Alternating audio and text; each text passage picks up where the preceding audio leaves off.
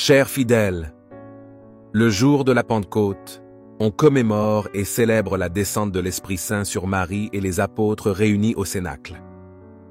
L'Église, dans cette solennité, voit son véritable acte de naissance missionnaire, la considérant avec Pâques, la célébration la plus solennelle de tout le calendrier chrétien. Avec cette vidéo, nous explorerons ensemble le sens profond de la Pentecôte, depuis son origine comme fête juive marquant le début de la moisson, jusqu'à sa signification dans le christianisme, comme moment de la descente du Saint-Esprit sur Marie et les apôtres dans le Cénacle. Cet événement marque non seulement le point culminant de la période pascale, mais représente également le véritable acte de naissance et de début missionnaire de l'Église. La Pentecôte est l'une des solennités les plus importantes de l'année liturgique.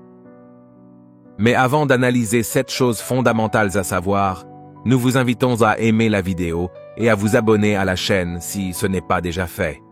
Merci de tout mon cœur. Nous allons continuer.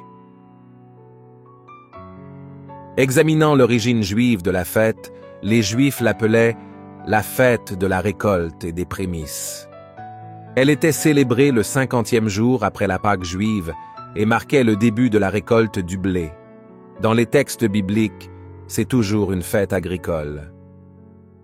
On l'appelle aussi la fête des semaines, en raison de sa récurrence 7 semaines après Pâques.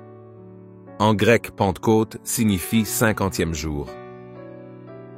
Le but originel de cet anniversaire était le remerciement à Dieu pour les fruits de la terre, auquel s'ajouta plus tard le souvenir du plus grand don fait par Dieu au peuple juif, à savoir la promulgation de la loi mosaïque sur le mont Sinaï. Selon le rituel juif, la fête impliquait le pèlerinage de tous les hommes à Jérusalem, l'abstention totale de tout travail, une réunion sacrée et des sacrifices particuliers. Et c'était l'une des 3 fêtes de pèlerinage, Pâques, Tabernacle, Pentecôte, que tout juif pieux était invité à célébrer à Jérusalem. L'épisode de la descente de l'Esprit Saint est raconté au chapitre 2 des Actes des Apôtres.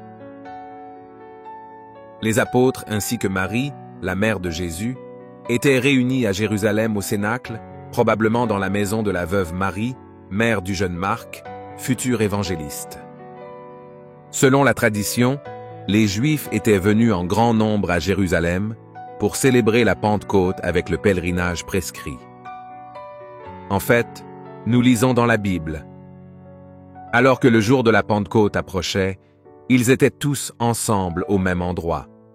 Soudain, il vint du ciel un rugissement, comme un vent qui frappait vigoureusement et remplissait toute la maison où ils se trouvaient. Des langues de feu leur apparurent, qui se divisèrent et s'appuyèrent sur chacun d'eux. Et ils furent tous remplis du Saint-Esprit et commencèrent à parler en d'autres langues, selon que l'Esprit leur donnait l'expression. Il y avait alors des Juifs pratiquants de toutes les nations à Jérusalem. Quand ce bruit retentit, la foule se rassembla et fut étonnée, car chacun les entendait parler dans sa propre langue. Ils furent stupéfaits et hors d'eux-mêmes dirent « Ceux qui parlent ne sont-ils pas tous des Galiléens? Et comment se fait-il que nous entendions chacun d'eux parler notre langue maternelle? » Ce qui est rapporté identifie donc la descente du Saint-Esprit. Mais qu'est-ce que cela représente exactement? Le Saint-Esprit est la 3e personne de la Sainte Trinité, principe de sanctification des fidèles, d'unification de l'Église, d'inspiration chez les auteurs de la Sainte Écriture.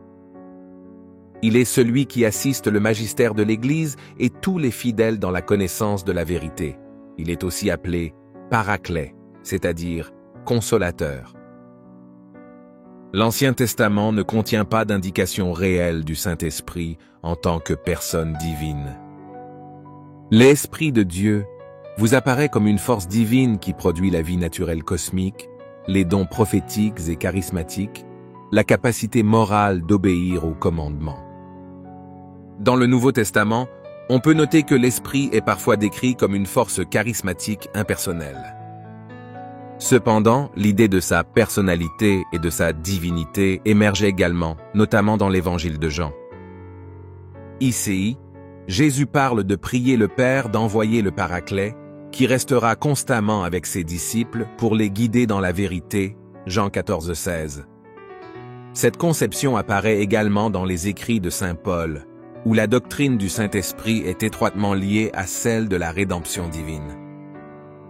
D'après ce qui est rapporté dans Corinthiens 1, 12, 13, le Saint-Esprit est un don accessible à tous les baptisés, conférant ainsi une égale dignité à tous les croyants. En même temps, à travers l'attribution de différents charismes et ministères, l'Esprit Saint contribue à la construction de l'Église en l'enrichissant de dons variés. Selon l'enseignement traditionnel, suivant un texte d'Isaïe, 7 dons du Saint-Esprit sont répertoriés. La sagesse, l'intellect, le conseil, la force d'âme, la connaissance, la piété et la crainte de Dieu. Ils sont initialement donnés avec la grâce du baptême et confirmés par le sacrement de confirmation. Le Saint-Esprit a été représenté très peu de fois sous forme humaine, tandis que dans l'Annonciation et le baptême de Jésus, elle a la forme d'une colombe, et dans la transfiguration, elle est comme un nuage lumineux. Mais dans le Nouveau Testament, l'Esprit divin est explicitement mentionné comme langue de feu à la Pentecôte et comme souffle dans l'Évangile de Jean. En effet, nous lisons « Jésus leur dit encore, « La paix soit avec vous. Comme le Père m'a envoyé, je vous envoie aussi. » Après avoir dit cela, il souffla sur eux et dit « Recevez le Saint-Esprit. À qui vous pardonnerez les péchés, ils seront pardonnés, et à qui vous ne pardonnerez pas les péchés, ils ne seront pas pardonnés. » Initialement, les chrétiens appelaient la période de 50 jours après Pâques-Pentecôte. Il semblerait que le premier à parler d'une fête spéciale dédiée au Saint-Esprit soit Tertullien, adepte du christianisme. Vers la fin du Ième siècle, la Pentecôte devint une fête importante, au cours de laquelle le baptême était conféré à ceux qui ne l'avaient pas reçu à Pâques.